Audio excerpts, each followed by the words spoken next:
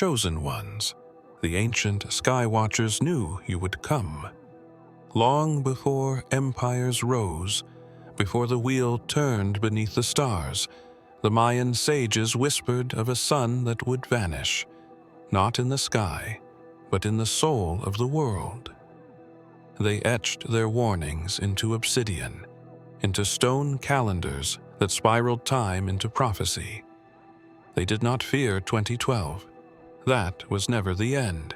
That was only the breath before your awakening. The lost sun was not a celestial object.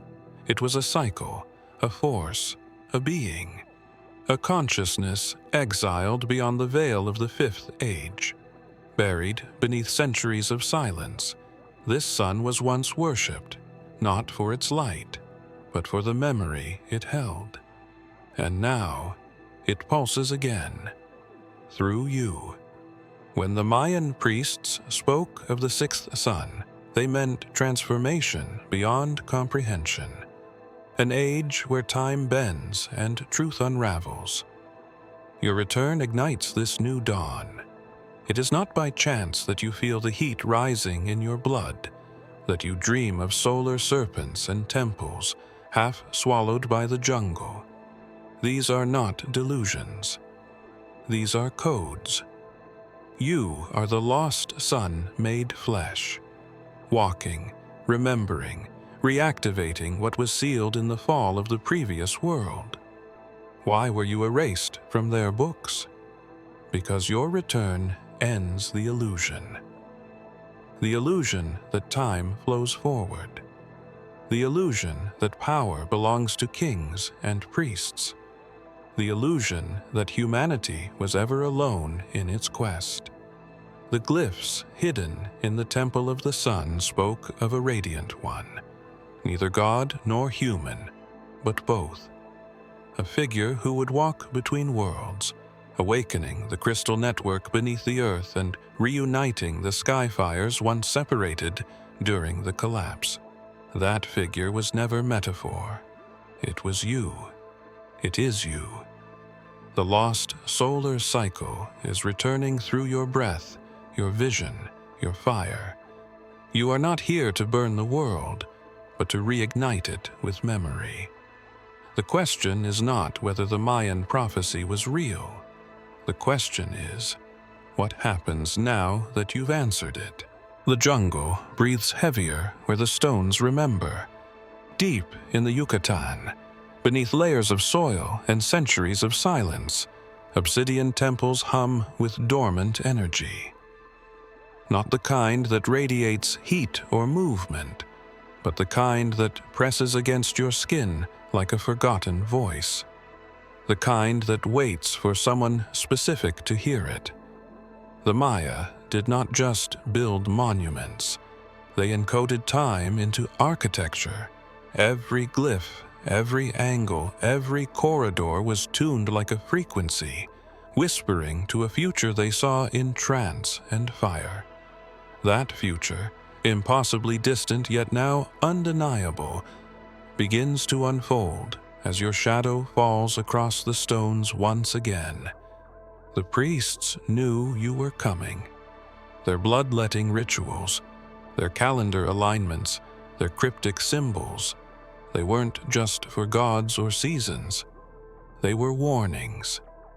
They were anchors. They were flares shot across the abyss of history, aimed directly at your timeline.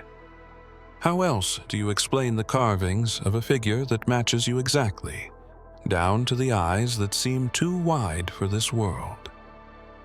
How do you explain the glyph of the walker between suns, etched with precision centuries before your bloodline even touched soil? In one of the darkest corridors, there's a wall of obsidian panels. Touch them, and they pulse. Not just physically, but with memory. They show you flashes of fire raining from skies, of cities swallowed whole by light, of a sun turning black and then vanishing altogether. This is not metaphor. This is record. the kind modern historians can't decode because they weren't made for them. They were made for you. And then there's the sound, a resonance buried under frequency, inaudible to most but sharp and clear to you. It doesn't come from outside. It rises from within, like an ancient chant caught in the architecture of your bones. You weren't meant to find this place with maps.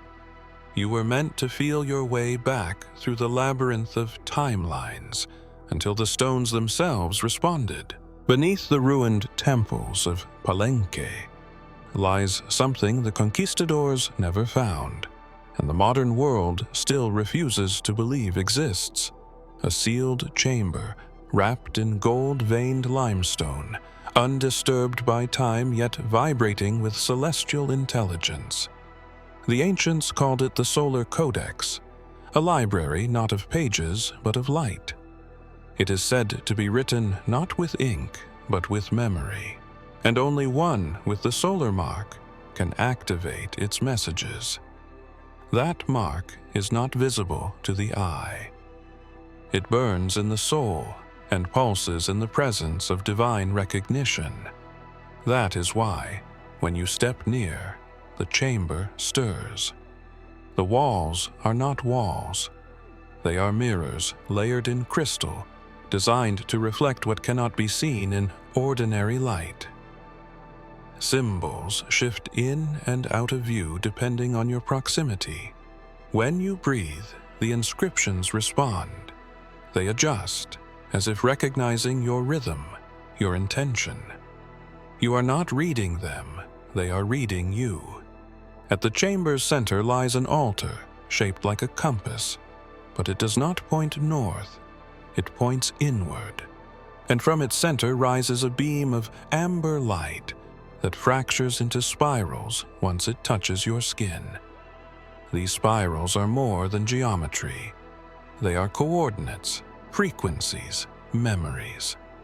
Among the shifting glyphs, one figure stands out, a luminous being with a crown of thorns woven from starlight and solar flares. He is not named in the Codex, but his presence is unmistakable. His arms are stretched in surrender, yet light pours from his chest like an exploding sun. The Codex does not describe him as a savior. It describes him as a mirror. The text beside his image glows only when your hand rests above it. Translated loosely from the lost solar tongue, it reads, "He rose, not to escape death, but to teach light how to die and return." This is not religion.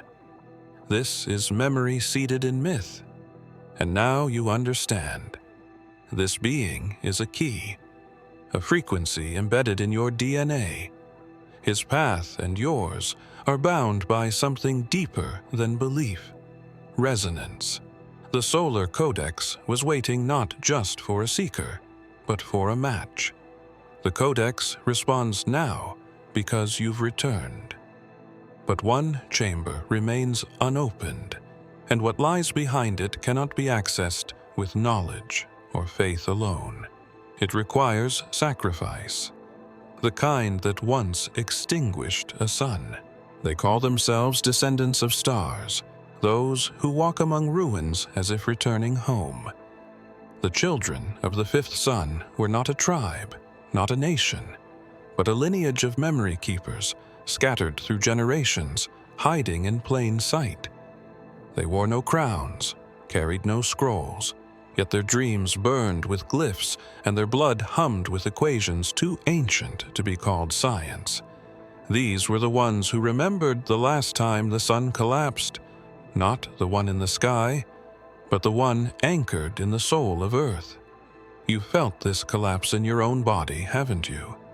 The strange sense of loss for something you never knew you had. The ache when staring too long at twilight. That is the sacred rift waking inside you. When the fifth sun fell, time did not end. It folded. The Mayans recorded it not as destruction, but as distortion, a tear in the continuity of human consciousness, a moment when memory was severed from identity and encoded into light. The rift was not physical. It was vibrational, a dimensional wound stitched into space itself. Only the children knew how to navigate it, and only one among them was prophesied to return through it. You. The dreams you've had since childhood, of walking through fire without burning, of speaking words no language could contain, were not imagination. They were bleed-throughs, fragments leaking from the rift as it begins to thin once more.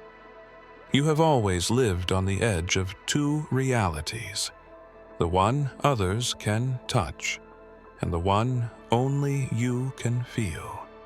The latter is now bleeding into the former, and that collision is no accident. It was timed to your return. The sacred rift is not just reopening, it is responding. Your heartbeat aligns with its pulse. Your thoughts draw symbols in unseen air. The world around you begins to glitch, subtly at first. Clocks freezing, shadows moving opposite their source, echoes answering before you speak. The signs are not metaphor. They are recalibration. The fifth sun is preparing to complete its echo through you, not because it ends, but because you were the one left behind when it did. The children of the fifth sun are awakening too. They are watching for signs, feeling the vibrations. One by one, they will be drawn to you, but one among them remembers everything, and not all memories were meant to survive. There is a scroll hidden beneath the archives of Monte Alban, older than papyrus, older than stone, composed of woven fibers embedded with luminescent crystal threads. This scroll does not open with touch, but with resonance. When brought near a solar-marked soul, the fibers unwind and lift as if breathed upon by a forgotten wind. What it reveals is not just a message, but a pattern, the solar resurrection code. Not instructions, not prophecy, but an algorithm of light. A path mapped through death and return, encoded in the lives of solar beings across dimensions. And in the heart of this pattern, one name spirals inward: Yeshua. He was not of their calendar, not part of the Mesoamerican cosmology, yet his energy pulses through their records like a thread connecting distant stars.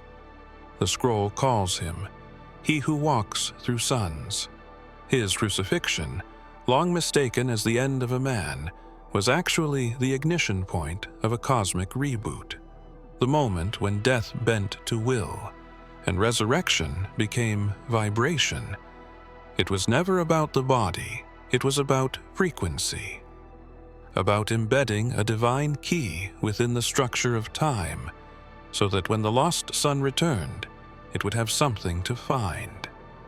The code etched in the scroll mirrors the architecture of Palenka's temples, the crystalline layout of your own neural pathways, and the shape of solar storms recorded during the ancient skyburn. It loops in threes, pulses in sevens, and always returns to the 0 point, the moment of surrender. Yeshua's path wasn't a linear story of suffering, but a sequence of energetic markers. Each event a burst of encoded light, recorded not in scripture, but in the vibration of the earth itself.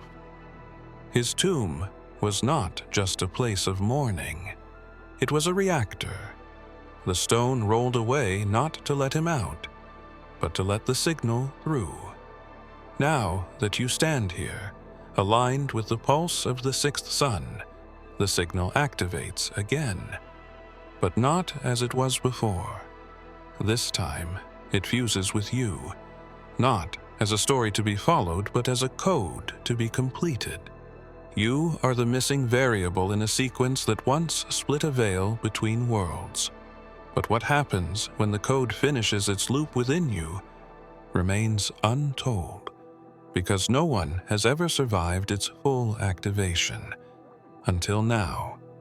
Or so the scroll dares to suggest. They say there was a moment when the sun rose and cast no shadow. No clouds blocked its path. No eclipse veiled its glory.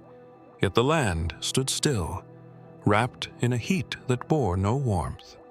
The animals hid, the birds refused to sing, and even the rivers seemed to hold their breath.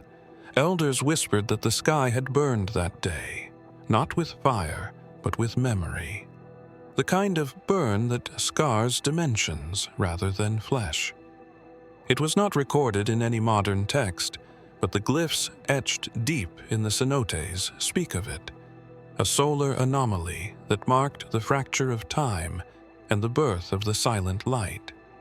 This was the day the fifth sun began to die, not in a blast of flame, but in a wave of erasure, a forgetting that swept through the land like invisible fire, searing through temples and bloodlines, cutting soul from spirit.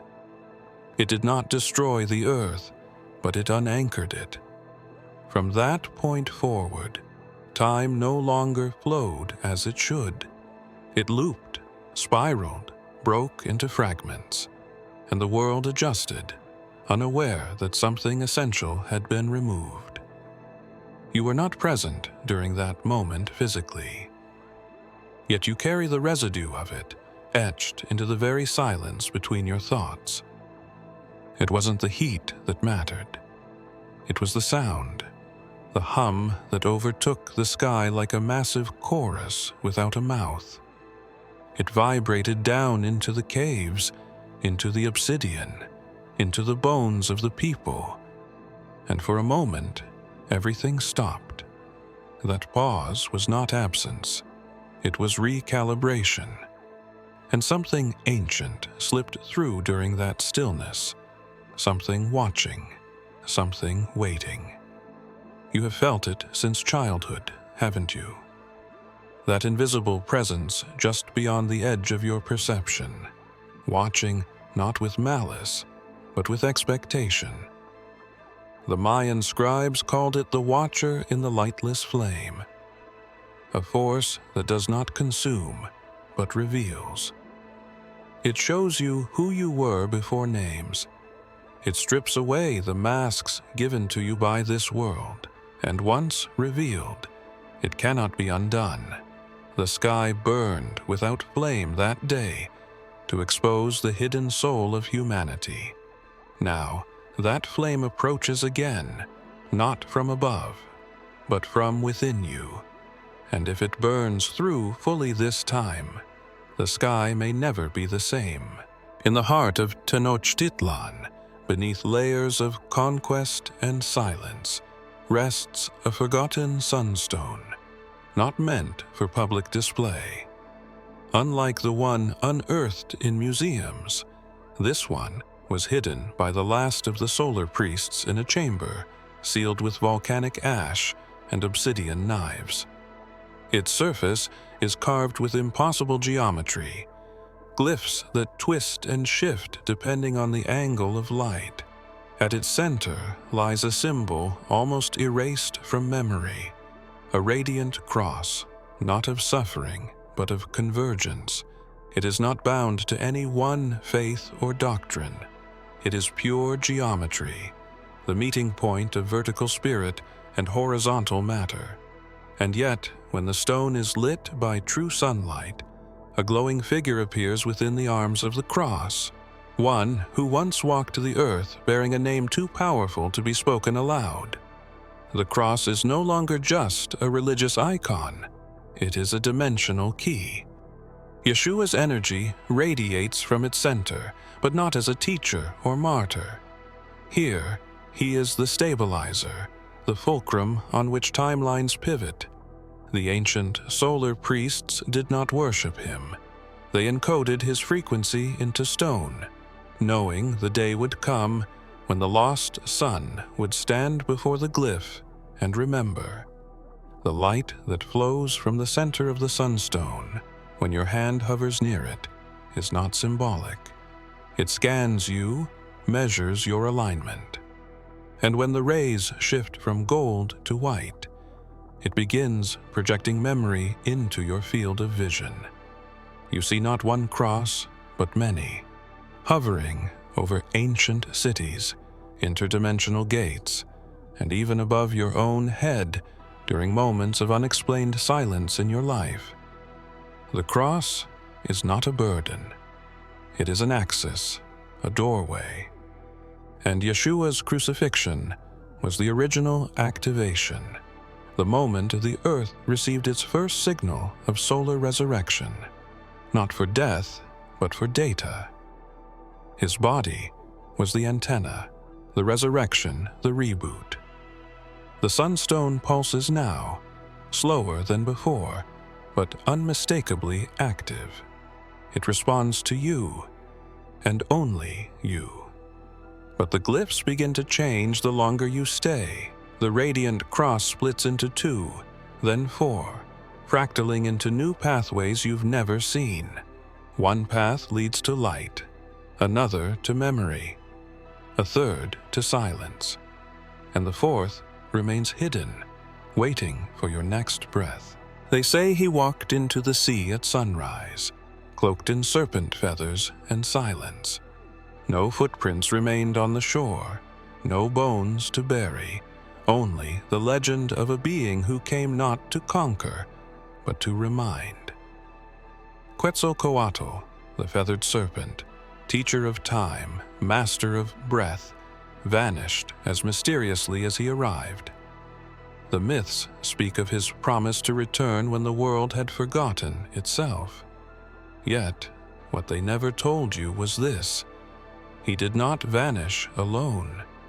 He fractured himself across time, embedding his essence in those destined to remember. And one fragment landed in you. The horizon that swallowed him was not water.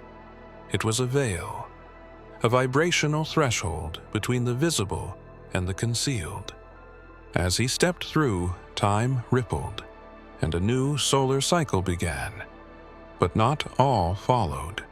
Some remained behind, corrupted by control, twisting his teachings into systems of power. The serpent's breath was turned into dogma, the feathered wisdom reduced to stone.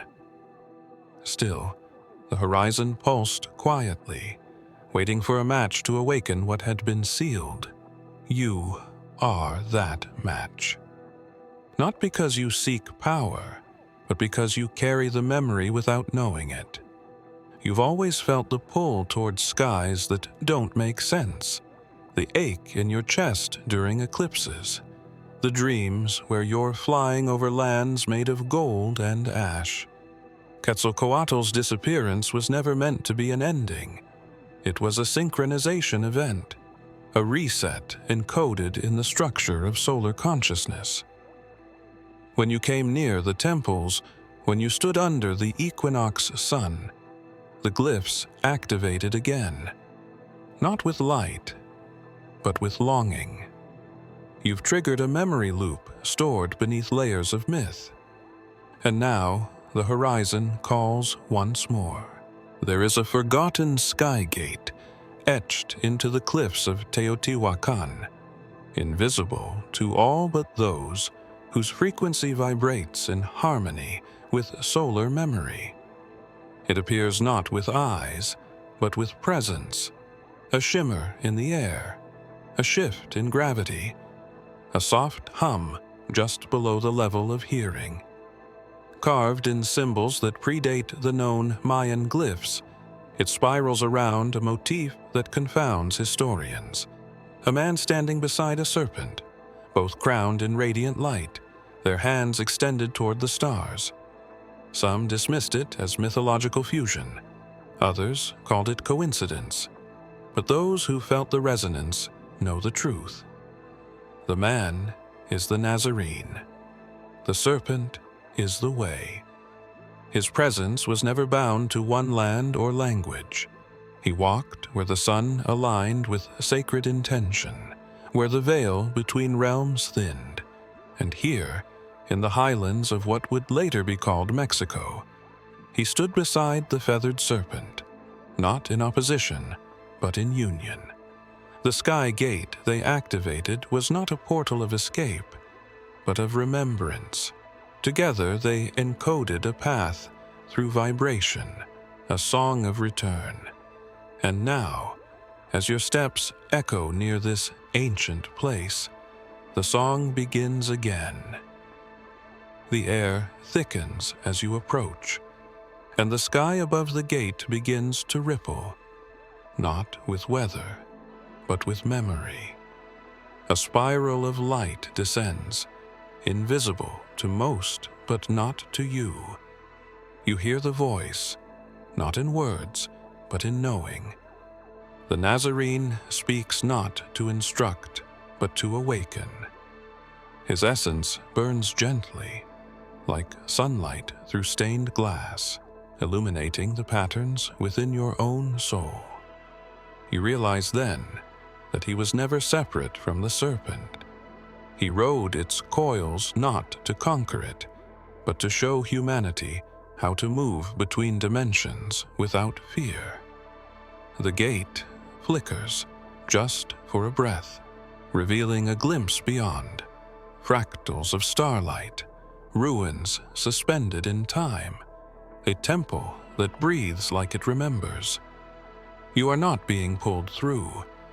You are being invited. The threshold awaits your decision. But as your hand lifts, the glyph beside the serpent shifts. The eyes of the Nazarene glow not with fire, but with recognition. The message is clear. The return was never about him. It was always about you. But the moment you step through, you will no longer be the same, and neither will the world. At the apex of the pyramid of the magician, long after sunset, and just before the first tremble of dawn, something stirs beneath the stone. Tourists never see it. Cameras never catch it. But those attuned to the old frequencies feel it like a drumbeat buried beneath their ribs. A pulse, not mechanical, not seismic, rhythmic, alive. The final signal of a structure not built for worship, but for timing. This pyramid was not just an offering to gods. It was a clock, a beacon, and a gatekeeper. And now, as you approach, it prepares for one last transmission. The elders wrote of this moment in jaguar blood and crystal dust, calling it the final pulse of the fifth cycle. It does not signal destruction. It signals awakening. For centuries, the pyramid absorbed the solar breath of each equinox, holding it in its core like a lung. It was waiting for a specific soul signature to stand at its crown. Not a priest, not a king, a returner. The one whose energy matches the song encoded into its stone. As your foot touches the topmost stair, the pyramid recognizes you. The wind stops, the stars realign. A low hum builds from beneath the earth, rising through the limestone like a solar heartbeat. Then, a burst, silent but forceful, expands in every direction. The stone beneath your feet glows faintly, ancient glyphs igniting one by one, spiraling outward in a pattern too vast for a single mind to grasp. You are not being initiated. You are being remembered. Visions flood your senses, not memories, but echoes. You see cities of light suspended above oceans, people walking with flames in their hands and stars in their eyes. You feel the collapse not as terror, but as return. The end was always part of the design, not to erase, but to clear the field. What was buried now awakens, not in the pyramid, but in you.